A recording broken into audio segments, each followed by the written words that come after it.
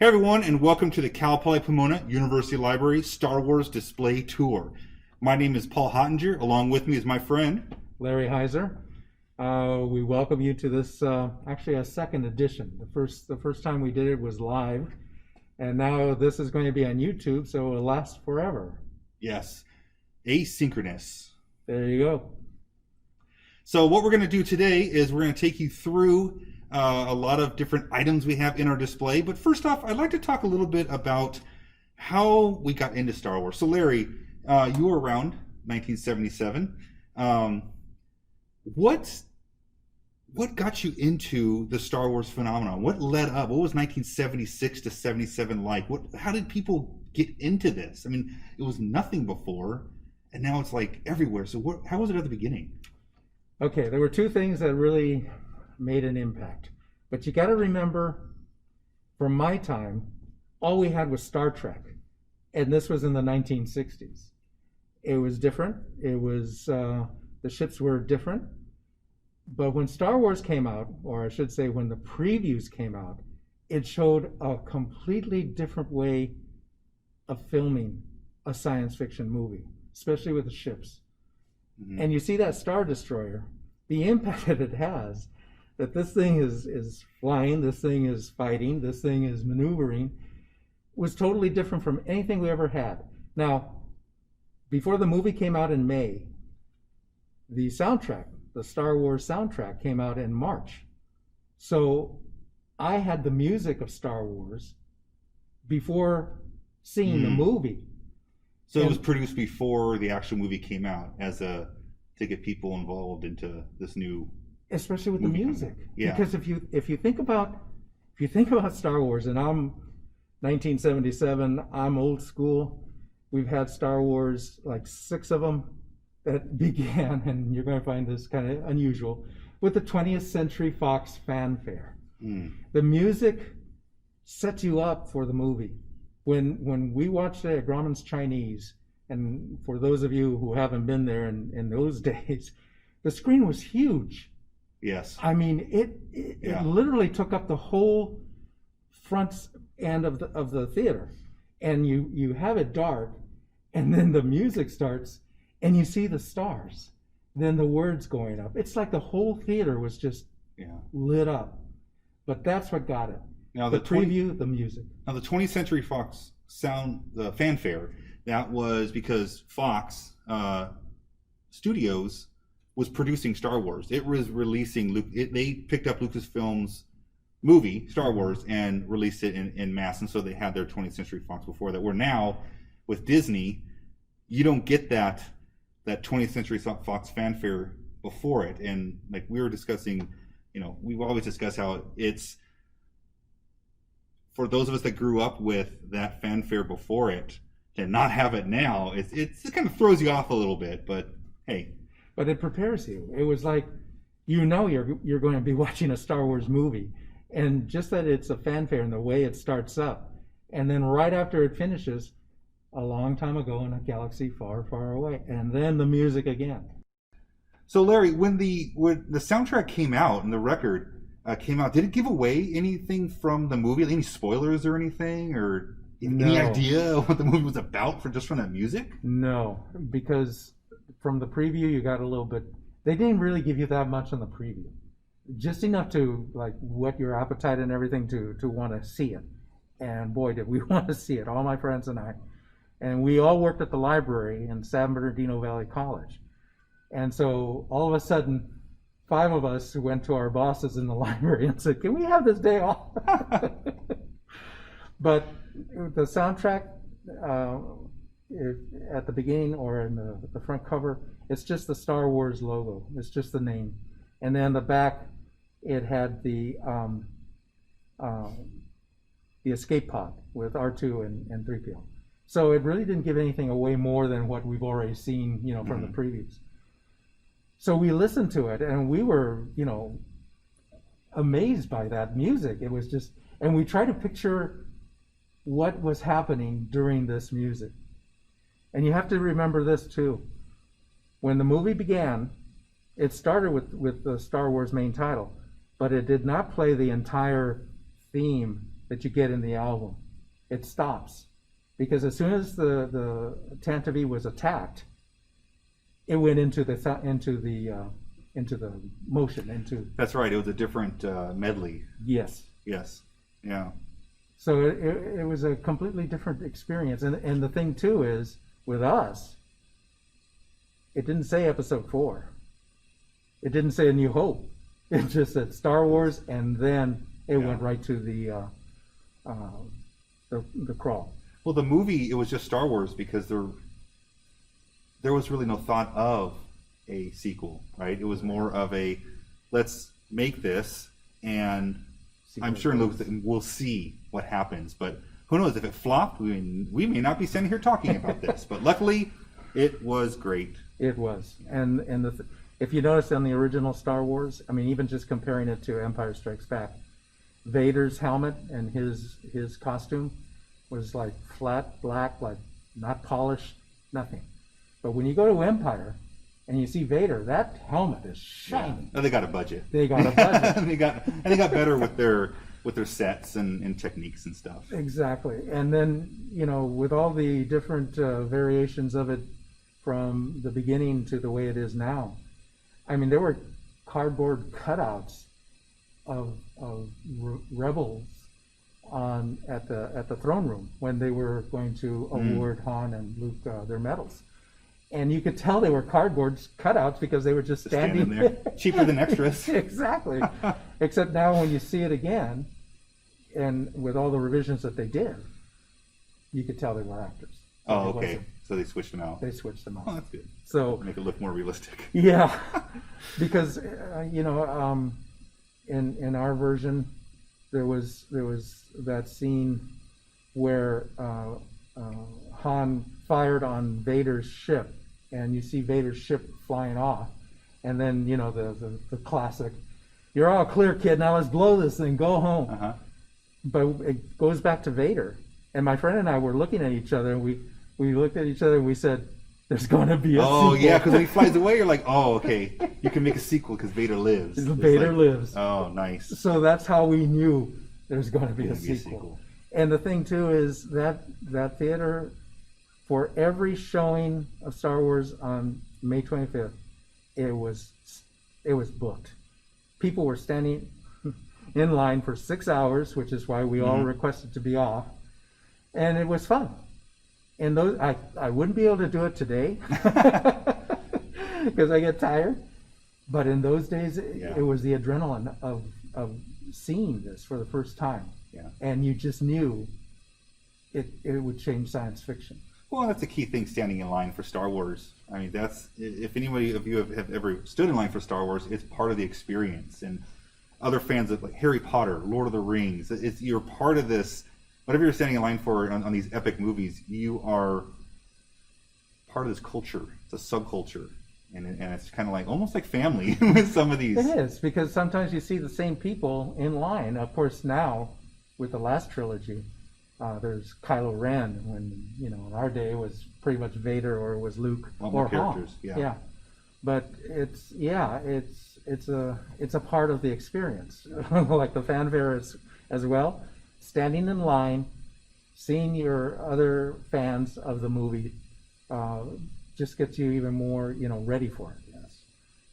Well, good. I mean, that's really awesome with the music, and they got you into it, and you're from the ground up. Yeah. You see this turn into nothing, turn into what was nothing, turn into amazing.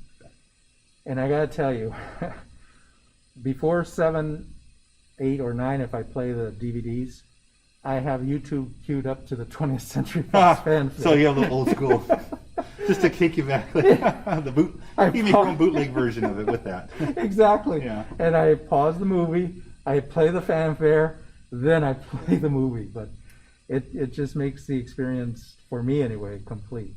And it's become a part of it. Well, for me, when the movie came out in '70s, I was 2. All right, so I don't remember that. I don't. But my mom and dad did take me to the drive-in, and my dad told me that I went to the drive-in. They thought I was just going to fall asleep, but I crawled up in the middle of them. looked up at the screen right when it started, and I stared at it the whole time. I didn't ask for anything. Didn't have to go to the bathroom, nothing. And I soaked it in. But in my generation, I mean, growing up, I was, in the 80s, as a kid, is the toys. The toys is what got us into Star Wars. And where the movie ended, the toys continued the adventure. And it all started with, in 77, Christmas of 77 with Kenner. And Kenner started the toys of Star Wars. And Lucasfilm went to Mattel, and they said no. They went to Hasbro. They said no. So they went to this little company in Cincinnati, Kenner. And Kenner was known for talking babies and like play toys and stuff like that. And they said, here's what we'd like for you to make some our figures and stuff. And they just sold them off of pictures and stuff. And Kenner said, we'll do it. Now come Christmas.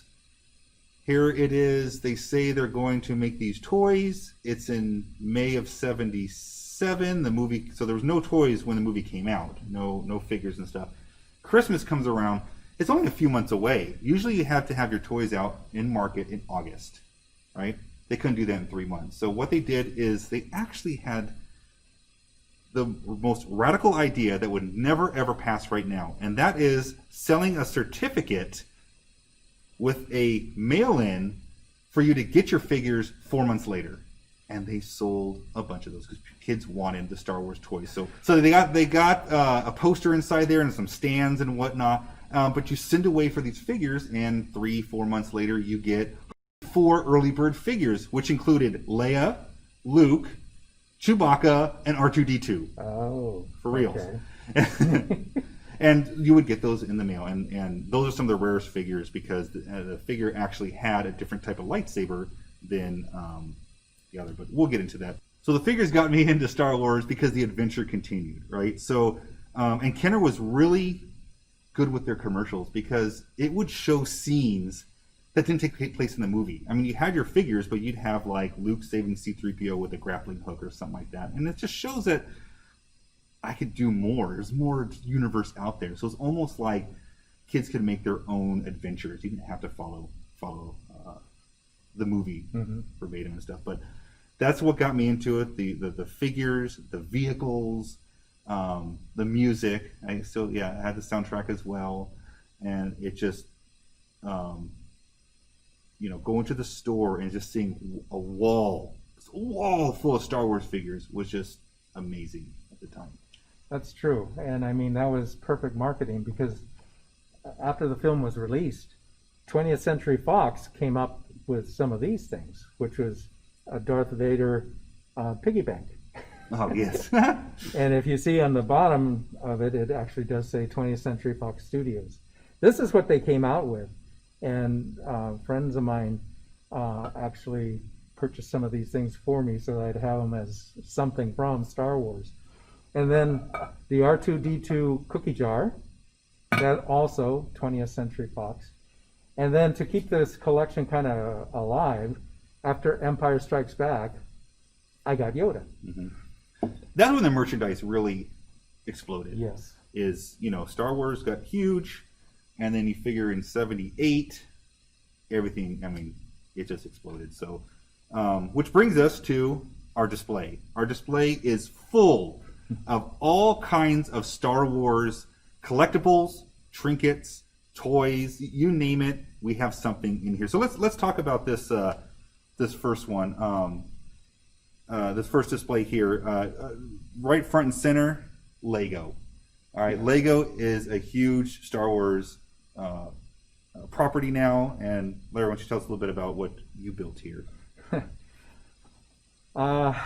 Actually, it was thanks to a fellow staff person here in the library, Ryan, and he was telling me about Legos. I've heard of Legos before, but I never knew that they could actually build like replicas of the ships that were in the Star Wars universe.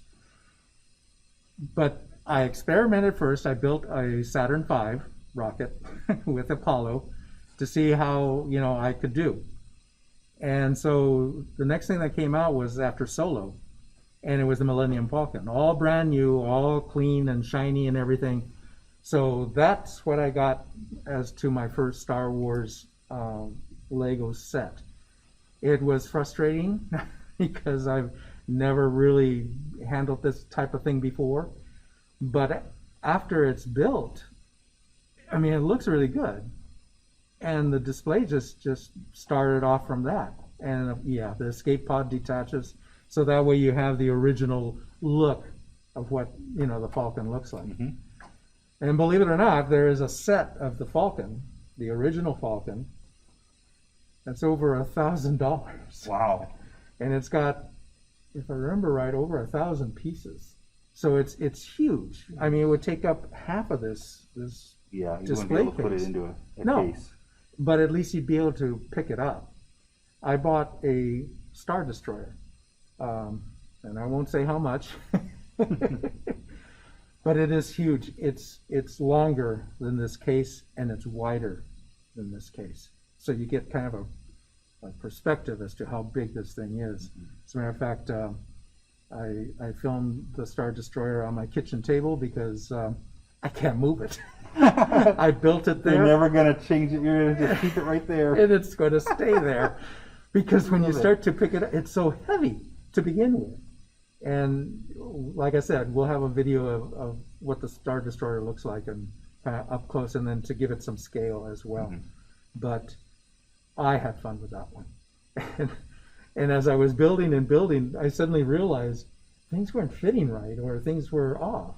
So I asked Ryan, what do you think I did? And he says, well, go back to the instructions. I missed 2 pages of instruction. Oh my God. It's like IKEA furniture. It's thrown off now. Yes. Once you miss one piece, you can't put it together.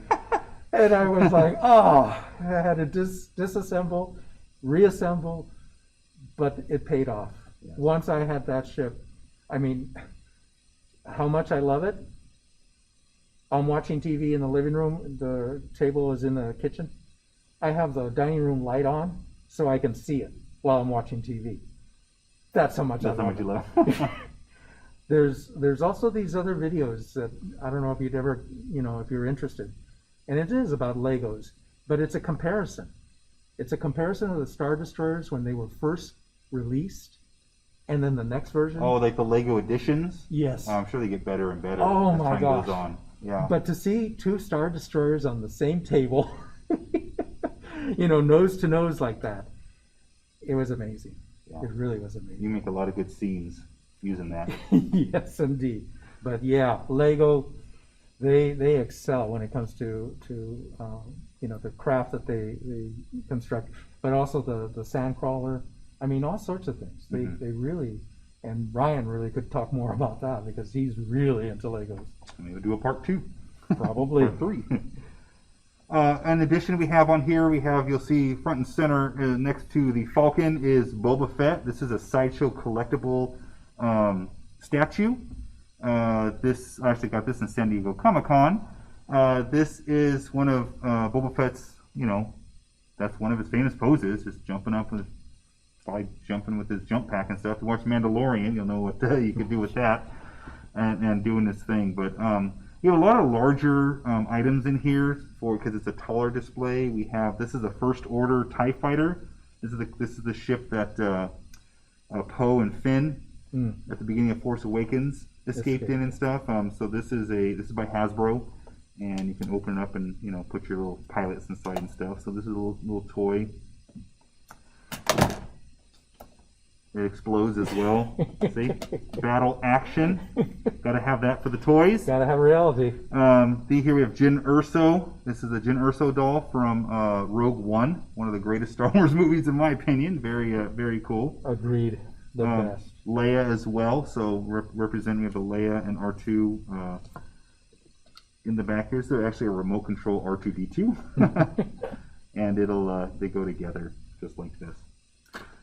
We also have here, there is the Star Wars Black Series. And what the Black Series is kind of like the collectible editions of Star Wars figures. A little more detail, a little bit bigger. This one here, I can turn the light on and it'll show explosions. So, my kids would not like playing with this because it doesn't do anything but look like this. But to an adult collector like myself, this is pretty cool, you know. So Like a diorama. yeah, make a diorama. So it's Luke coming off of the AT-AT from Empire Strikes Back, and now this is Vader getting into the Tantive from what you call it, Rogue One. I think, yeah. Yeah, that's right. What a scene. And just other items we have here. These are other Black Series figures. We have the Mandalorian. Very cool. And of course, with him at scale size, the child, a.k.a.